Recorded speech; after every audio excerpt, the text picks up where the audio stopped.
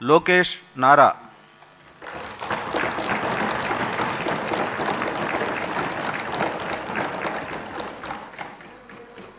నారా లోకేష్ అనే నేను శాసనసభ సభ్యుడినైన ఎన్నిక అయినందుకు శాసనం ద్వారా నిర్మితమైన భారత రాజ్యాంగం పట్ల నిజమైన విశ్వాసం విధేయత చూపుతానని, భారతదేశ సార్వభౌమ అధికారాన్ని సమగ్రతను కాపాడుతానని, నేను స్వీకరించబోయే కర్తవ్యాలను శ్రద్ధాశక్తులతో నిర్వహిస్తానని దైవ సాక్షిగా ప్రమాణం చేస్తున్నాను.